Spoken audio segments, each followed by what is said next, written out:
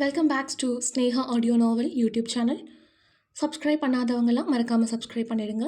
இன்றைக்கி நம்ம பார்க்க போகிற கதை ஆதித்யனின் ஆயுள் கைதி அவள், எபிசோட் நம்பர் 3. கதைக்குள்ளே போகலாம் வாங்க. அப்பொழுது கதவு தட்டப்படும் சத்தம் கேட்டது.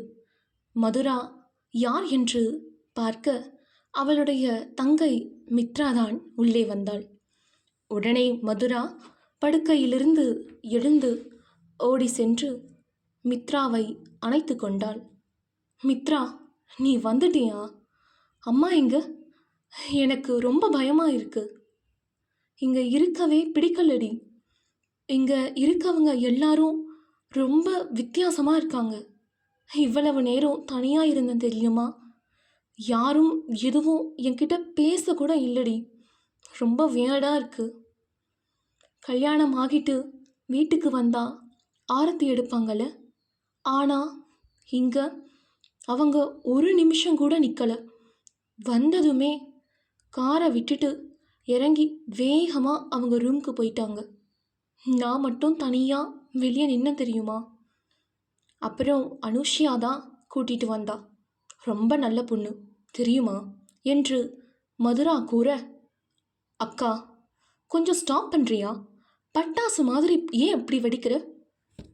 நான் நினச்சி கூட பார்க்கல தெரியுமா உனக்கு இவ்வளோ சூப்பரான ஒரு லைஃப் கிடைக்கும்னு சொல்லி. நான் ரொம்ப பயந்துட்டேன். நீ மட்டும் இன்னைக்கு கல்யாணம் பண்ணிக்கலனா அவ்வளோதான், என் கல்யாணமும் நின்னோடன்னு பயந்துட்டேன். ஆனால் இப்போ இல்லை. தேங்க்ஸ் எனக்காக கல்யாணம் பண்ணிக்கிட்டதுக்கு. அப்புறம் நீ நினைக்கிற மாதிரி ஆதிமாமா சாதாரணமான ஒருத்தர் கிடையாது. ஆதிமாமா எவ்வளோ பெரிய டைரக்டர் தெரியுமா? அவரை கல்யாணம் பண்ணுறது எல்லாம் கனவுல கூட நடக்காது. ஆனால் உனக்கு நிஜத்துலேயே நடந்திருக்கு. ஸோ ஹாப்பியாக இருப்பியா? அதை விட்டுட்டு சும்மா குறை சொல்லிட்டு இருக்க. சரி, நான் வீட்டுக்கு போகிறேன் என்று சொல்லிவிட்டு மித்ரா செல்ல, அவள் சென்ற திசையையே பார்த்து கொண்டிருந்தாள் மதுரா. இவ எதுக்கு இப்போ இப்படி பேசிட்டு போறா? இந்த கல்யாணம் ஆனதுக்கப்புறம் எல்லாரும் என்கிட்ட நடந்துக்கிறதே ரொம்ப வித்தியாசமாக இருக்கு. இப்படியே நேரம் சென்று இரவு பொழுது வந்தது. மதுராவிற்குள் ஒரு பயம் பரவியது. காலையிலேயே அவ்வளோ கோபமாக இருந்தாங்க. இப்போ நைட் வேற. அவங்க ரூமுக்கு தான் நான் போகணும். ஐயோ, அவங்க இருந்த கோபத்துக்கு ஒரே அடி என்னை அடித்தா அவ்வளவுதானா? ஆளு வேற பார்க்க ஜிம்பாடி மாதிரி இருந்தார் என மதுரா தனக்குள்ளேயே புலம்பிக் கொண்டிருக்க, அவளுடைய வயிற்றிலிருந்து சத்தம் வந்தது. அப்பொழுதுதான் மதுரா கனவில் இருந்து வெளிவந்தவளாக, அச்சோ, எனக்கு வயிறு இருக்கிறதுன்றதையே நான் மறந்துட்டேனே. காலையில் நல்லா சாப்பிட்டேன். அதுக்கப்புறம் மதியானம் கூட இவங்க சாப்பாடே போடலை. சரி, நைட்டாச்சும் கூப்பிடுவாங்கன்னு பார்த்தா இன்னும் கூப்பிடலை என்று தனக்குள்ளேயே புலம்பியவாறு கதவை சற்று நகர்த்தி பார்த்தாள். அங்கு பார்த்தால்தான் தெரிகிறது, அந்த வீட்டில் இருக்கும் அனைவரும் உணவு உண்டு ஒவ்வொருவராக அவர்களுடைய அறைக்கு சென்று கொண்டிருக்கிறார்கள் என்று. ஒரு நிமிடம் அவளுடைய கண் கலங்கியது. இதுவே தன்னுடைய வீடாக இருந்திருந்தால் என் அன்னை என்னை இப்படி விட்டு இருக்க மாட்டார்கள் அல்லவா? எப்போதுமே எனக்கு உணவு கொடுத்துவிட்டு அதன் பிறகுதான் அவர்கள் உண்பார்கள் என்று அவளால் சிந்திக்காமல் இருக்க முடியவில்லை. சரி விடு மது, என்ன இப்போ என்னை மறந்துட்டாங்க போல. இனி நீ இங்கே இருந்தா சரி வராது. ரொம்ப பசிக்குது. கௌரவெல்லாம் பார்க்க வேண்டாம், போய் சாப்பிடலாம் என்று அவள் கதவை திறந்து கொண்டு வெளியே வர, அவளை பார்த்த ஆதியின் பாட்டிக்கு அப்பொழுதுதான் மதுரா என்ற ஒரு பெண் அந்த வீட்டில் இருப்பது நினைவு வந்தது. உடனே அவர், அடியே மாதவி என்று சத்தமாக அழைக்க, அங்கு வந்தாள் ஆதியின் அன்னை மாதவி. என்ன அத்தை கூப்பிட்டீங்க என்று கேட்டுக்கொண்டே வந்த மாதவி மதுராவை பார்த்து அப்படியே நின்றுவிட்டார். அப்பொழுது ஆதியின் பாட்டி ருக்மணி அம்மாள்தான், உனக்கு உன் பையனுக்கு கல்யாணமானது தெரியுமா தெரியாதா?